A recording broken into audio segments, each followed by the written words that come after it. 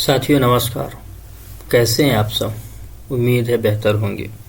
तो जैसा कि हम लोगों ने पहले जो हमारी अभी इससे पहले क्लास हुई थी, तो उस क्लास में हम लोगों ने मध्य प्रदेश की जो सामान्य परिचय के साथ साथ ये जाना कि वहाँ कितने ज़िले के साथ साथ उसका कितना विस्तार है, उसके नाम क्या हैं, मध्य प्रदेश में किस स्थिति पर है, कितने लोकेशंस हैं, कितने राज्यों के साथ अपनी सीमा साझा करता है ना, कर्क रेखा कितने ज़िले से होकर गुजरती है। और जीएमटी के बारे में भी हम लोगों ने देखा था कि जीएमटी कैसे। खैर, जीएमटी के बारे में पूरी डिटेल हम लोगों ने बात नहीं कर पाए थे पिछली क्लास में, तो थोड़ा सा हम जीएमटी के बारे में समझेंगे। और आज जो है तो हमारा टॉपिक होगा मेनली मध्य प्रदेश का भौतिक विभाजन। तो पहले हम लोग थोड़ा जीएमटी के बारे में समझ लेते हैं कि ये क्या है। तो जैसा कि हम लोगों की आईएसटी बची हुई थी, है ना, आईएसटी बोलते हैं इसे, Indian standard time, Indian standard time, मतलब प्रधान याम्योत्तर रेखा होती है ये, जिसका हम लोगों ने मान जाना था कि 82 डिग्री 30 मिनट ईस्ट लॉन्गिट्यूड है। यह रेखा कुल मध्य भारत के, इंडिया के जो 5 राज्यों से होकर गुजरती है। कितने राज्यों से? 5 स्टेट से गुजरती है ये। अब वो कौन कौन से स्टेट हैं? तो पहला उत्तर प्रदेश, मध्य प्रदेश, छत्तीसगढ़, उड़ीसा और आंध्र प्रदेश। इन राज्यों से होकर यह गुजरती है।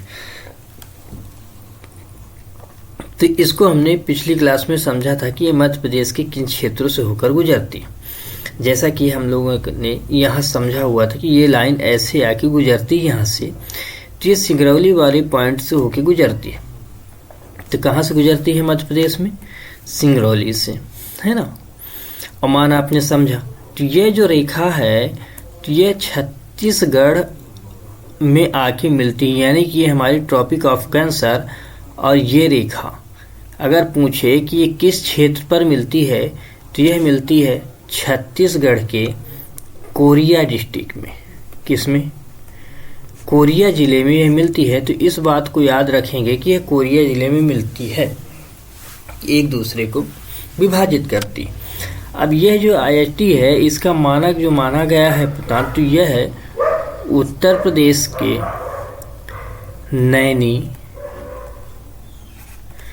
नैनी जिले, जो नैनी क्षेत्र है प्रयागराज के समीप, वहाँ से इसको डिकोड किया जाता है। कहीं कहीं आपको यह मिर्जा भी मिलेगा। ठीक, क्या मिलेगा? मिर्जा भी मिलेगा। तो ये इस चीज़ को आप याद रखेंगे। अब इतने राज्यों से होकर गुजरने पर यह जो है अपने मेन समय से 5.5 घंटे प्लस में रहती है। 5.5 घंटा प्लस में टाइम लाइन चलती है। मतलब कि 5.5 घंटा किससे ये प्लस में चल रही है? 0 से। इसे हम बोलते हैं जीएमटी। तो ये जीएमटी से 5 घंटे प्लस होती, यानी कि आप जीएमटी के ईस्ट की तरफ आएंगे, ईस्ट डायरेक्शन में, तो टाइम प्लस होगा, और वेस्ट की तरफ जाएंगे तो टाइम माइनस में होगा। मतलब टोटल जो टाइम होता है 24 आवर्स का दिया जाता है। तो उस 24 आवर्स में 12 घंटे इधर और 12 घंटे इधर। ठीक, तो इस चीज़ को आप याद रखें। तो आपने जाना कि 5.5 घंटे। अब ये मध्य प्रदेश में कितने टाइम का डिफरेंस रखता है? तो ये जो डिफरेंस है ईस्ट से, ईस्ट डायरेक्शन से लेके वेस्ट के मध्य, वेस्ट में, यह लगभग 34 मिनट का डिफरेंस होता है। तो इस चीज़ को आप याद रखेंगे कि 34 मिनट का डिफरेंस है, यानी कि यहाँ अगर सूर्य मानो कि 5:30 बजे अगर उदित होता है, तो यहाँ उदित होगा 6:04 में। तो इस तरह आपको याद रखना कि कैसे ये जो है तो 34 मिनट प्लस में ही टाइम चलेगा। ठीक, तो इतने का अंतर रहता है मध्य प्रदेश में टाइम का। तो खैर हमने जो है तो ब्रीफ में जीएमटी के बारे में भी समझा, 5.5 घंटे प्लस में रहता है, ये भी हम लोगों ने समझा। अब 5.5 घंटे कैसे प्लस में होता है इसे आप ब्रीफ में ये समझ लें कि 360 को अगर भागे 24 से करो तो यहाँ आता है 15, ठीक। 15 बराबर 60 मिनट, यानी कि 1 घंटे में 15 देशांतर होते हैं, यानी कि 1 देशांतर बराबर 4 मिनट। अब इस अकॉर्डिंग से आपके लिए ये होमवर्क है कि आप मध्य प्रदेश में जो है, जो ये हम लोगों ने विस्तार देखा था कि कितने कितने के विस्तारित है, तो उसमें आप इस टाइम को निकाल लेंगे। तो खैर उम्मीद है कि आप लोगों ने थोड़ा ब्रीफ में जीएमटी के बारे में भी समझ लिया होगा। इनको हम और भी ज़्यादा इन डेप्थ अध्ययन करते हैं जब इंडियन ज्योग्राफी को पढ़ते हैं, तो उसमें हम लोग लॉन्गिट्यूड और लैटिट्यूड को स्पेशली तौर पर उनका अध्ययन करते हैं, लेकिन यहाँ आपकी नॉलेज के लिए इतना काफ़ी है। अब हमारा जो आज मेन टॉपिक है वह है मध्य प्रदेश का भौतिक विभाजन। हम लोग किस पे बात करेंगे? भौतिक विभाजन पे। भौतिक मध्य प्रदेश का भौतिक विभाजन, ओके। भौतिक संरचना, ठीक है ना, इसके बारे में जानेंगे। मतलब physical structure of Madhya Pradesh, ठीक। मध्य प्रदेश का भौतिक संरचना तो कितने कितने भागों में बांटा गया, इन्हें और नाम से भू आकृति के नाम से भी कहा जाना जाता है, फिजियोग्राफी भी कहते हैं। तो ये इसके अलग अलग अपने नाम हैं। तो हम आज देखते हैं, इसका विभाजन करते हैं और फिर समझते हैं, एक एक टॉपिक को समझेंगे अलग से। तो विभाजन आप लिखते चलेंगे साथ साथ में। मध्य उच्च प्रदेश, ठीक। सेंट्रल हाईलैंड या हाई रीजन, ठीक। High land region. नेक्स्ट है सतपुड़ा मैकाल प्रदेश। सतपुड़ा मैकाल प्रदेश, यानी कि सतपुड़ा मैकाल रीजन। नेक्स्ट है ईस्टर्न प्लेट्यू, यानी कि पूर्वी पठार। क्या है? पूर्वी पठार, या इसी को बोलते हैं बघेल खंड का पठार, ठीक। यानी कि ईस्टर्न प्लेट्यू, ओके जी, बघेलखंड प्लेट्यू। तो अब इतने भागों में, मतलब मध्य प्रदेश को 3 भागों में डिवाइड किया गया। फिर इनके अंदर अपने सब डिवीज़न रखे गए हैं। तो सब डिवीज़न की बात करें तो जैसे हमारा ये सेंट्रल हाईलैंड वाला जो क्षेत्र है या मध्य उच्च प्रदेश जो है, ठीक, तो इसमें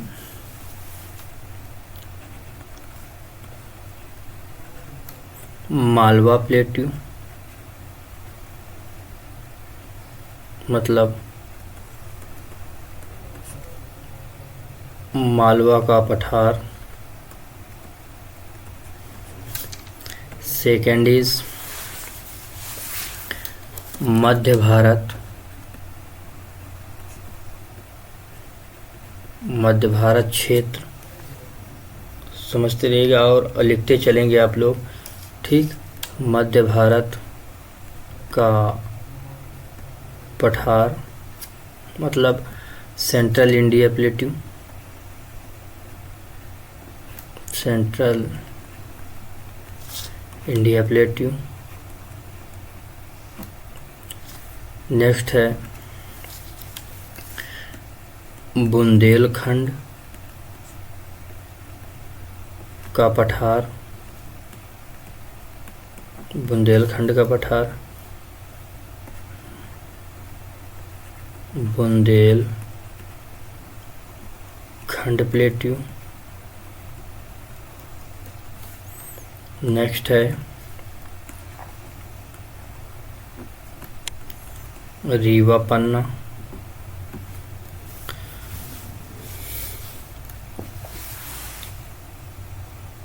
नेक्स्ट है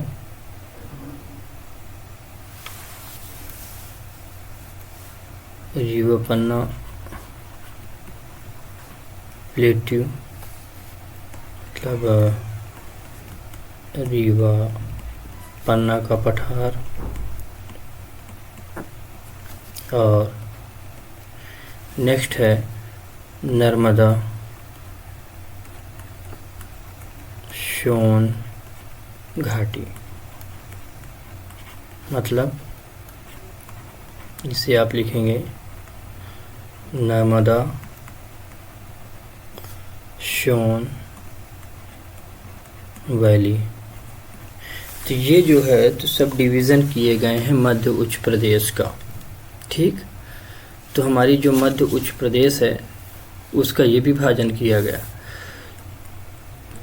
है ना सेंट्रल का। अब हमारा ये जो सतपुड़ा मैकाल प्रदेश है, इस सतपुड़ा मैकाल प्रदेश को भी अलग अलग भागों में डिवाइड किया गया। मतलब number 1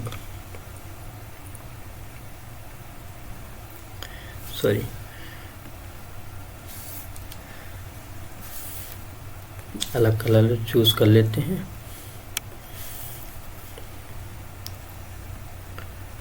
western Satpura, western Satpura यानी कि पश्चिमी सतपुड़ा, इसी को एक और नाम से जानते हैं राजपीपला, राजपीपला है ना, पश्चिमी सतपुड़ा या राजपीपला। नेक्स्ट है मध्य सतपुड़ा, मिड सतपुड़ा। इस मिड सतपुड़ा में इसका एक नाम लिखते चलेंगे आप, महादेव, महादेव। और सी है ईस्टर्न सतपुड़ा। ठीक, ईस्टर्न सतपुड़ा या इसी को हम मैकाल बोलते हैं। ओके, मैकाल। तो इतने भागों में इसे सब डिवीज़न किया जाता है। अब इन डिवीज़न्स को हम लोग मैप के माध्यम से समझते हैं कि आखिर ये मैप में कहाँ कैसे डिवीज़न है। तो हम लोग मैप ड्रॉ कर लेते हैं पहले। जैसा कि हमने पहले क्लास में भी बताया था कि मैप बनाना बहुत ही ज़्यादा इम्पॉर्टेंट है, ख़ास तौर से जब हम ज्योग्राफी का अध्ययन कर रहे हों तो हमें मैप बनाना बहुत ज़रूरी होता है ना। तो इस चीज़ को आप लोग ध्यान रखेंगे और जितना मैप बनाएंगे उतनी ही ज़्यादा आपको समझने में आसानी होगी। तो मेरे उम्मीद से मेरी बातें समझ आ रही होंगी आप लोगों को कि मैप बनाना कितना ज़रूरी है। कि ये हमारा जो है तो एक टेढ़ा मेढ़ा सा जो है तो एक मध्य प्रदेश का मैप हुआ। अब इस मैप में अलग अलग विभाजन हम लोग करते हैं कि कहाँ कौन से क्षेत्र में कितने में कहाँ विस्तारित पाए गए। तो यहाँ से आप अब अलग अलग हम लोग डिवीज़न कर रहे हैं। ठीक,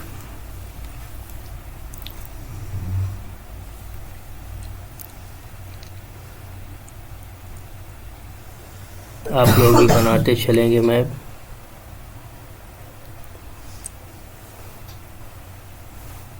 जैसे हम मैप ड्रॉ कर रहे हैं उसी तरह आप लोग भी मैप ड्रॉ करते चलेंगे।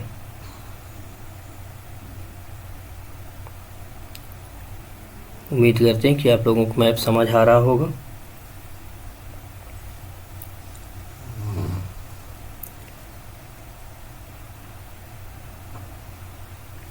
ओके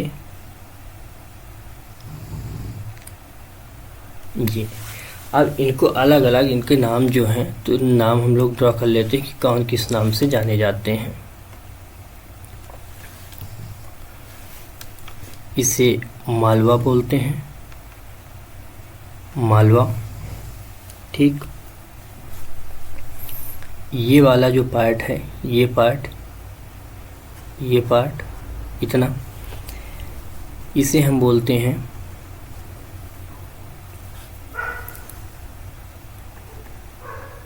सेंट्रल इंडिया, मध्य भारत का पठार जो है उससे। ये अपना जो रीजन है, ये पूरा, इस पूरे क्षेत्र को हम लोग बोलते हैं, इस क्षेत्र को, ये अपना, इसे बुंदेलखंड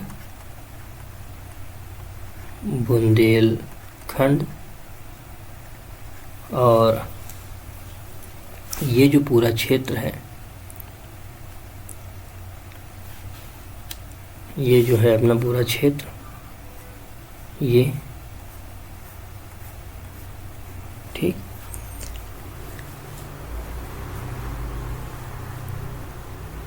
इसे बोलते हैं रीवा पन्ना प्लेट्यू। ठीक, ये जो पॉइंट है इसे बोलते हैं बघेलखंड,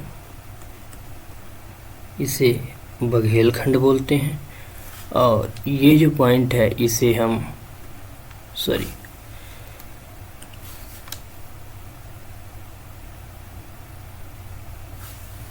पूरी लाइन डिस्टर्ब हो गई, ये अपना ऐसा था, इसे बोलते हैं नर्मदा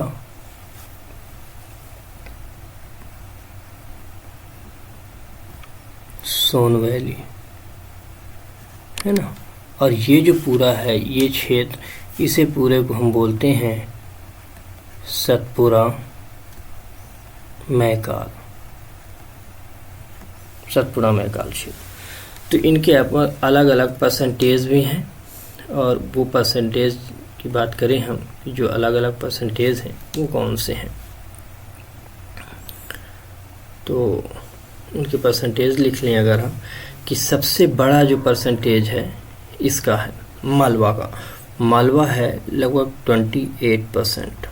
ओके, जो हमारा सेंट्रल इंडिया है यह लगभग 10.7% के आसपास है।